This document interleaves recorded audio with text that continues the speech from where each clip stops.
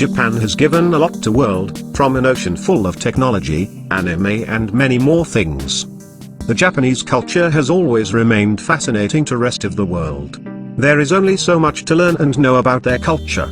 In this video we bring to you 8 things which you shouldn't do in Japan. And trust us, you would have never expected these. So let's get started. Number 1. Eating and drinking while walking. It's busy Monday morning and you are going to your workplace with a cup of coffee in one hand and fiddling with cell phone from other. Well, that is not something you get to see in Japan. Although eating your food stuff while walking isn't illegal, you will definitely invite death stares from people around you. People of Japan are extremely conscious about cleanliness and their surrounding. They generally prefer to buy eatables from the store and eat somewhere there. If someone is getting themselves a drink from the vending machine, they will stand near it and finish drinking. It is part of their culture. Also, will you love it if you accidentally step on someone's dropped food? Number 2. Don't play with the chopsticks. Eating from chopsticks can certainly be one of those exotic things to do while in Japan, but there are a variety of things you shouldn't do with chopsticks.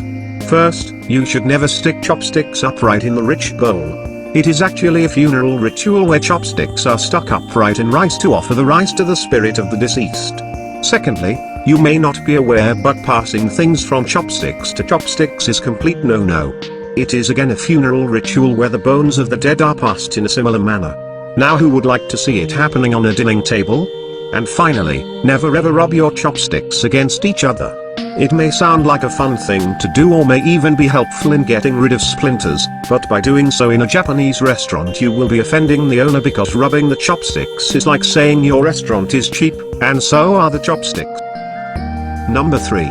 Tipping the server. Now this is a reason why you might want to visit a Japanese restaurant often. Tipping is not allowed. Customer service is one of the heavily emphasized area of any business in Japan. While tipping is generally not seen as rude, you might unknowingly upset the server because they may think you are trying to assess their service in terms of monetary value. Number 4. Talking over phone in public transport. Talking over phone while traveling in some form of public transport is often looked down upon in Japan. If you are familiar with the image of crowded Japanese trains, it might even make sense to have such a restriction. It is not uncommon to see labels instructing you to turn off your phone while traveling in public transport. In bullet trains there are designated compartments, in case you really want to answer the incoming call. Number 5. Blowing your nose in public.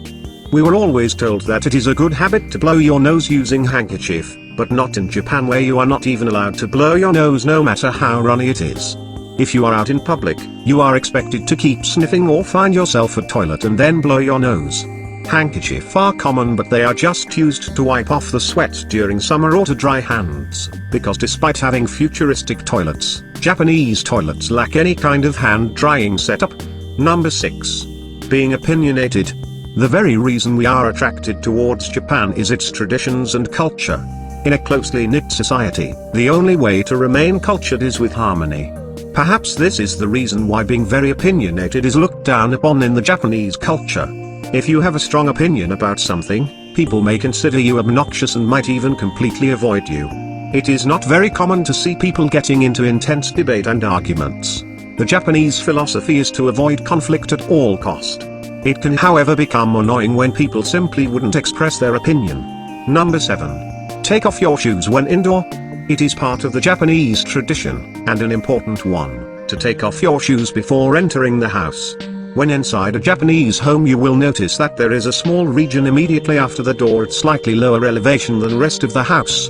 It is designed in this way to keep mud and dirt off the house, and it also serves as an indicator that you must remove your shoes there.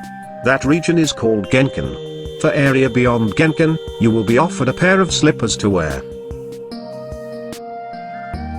Number 8. Tempting to litter in the absence of bins. If you are still watching, good job. This is one of the shockers for someone who is in Japan for the first time. Remember how we kept telling you about Japan's obsession with cleanliness? It is quite ironical that despite super clean streets, locating bins on the Japanese streets can become a game of hide and seek. The best way to find a bin is by looking for any convenience store nearby, and you would finally be filled with a sense of achievement when you get to throw your trash. Remember, Finding a trash bin can be difficult, but never give up to the urge of littering. Are you surprised? Subscribe to our channel to see more such videos. And thanks for watching.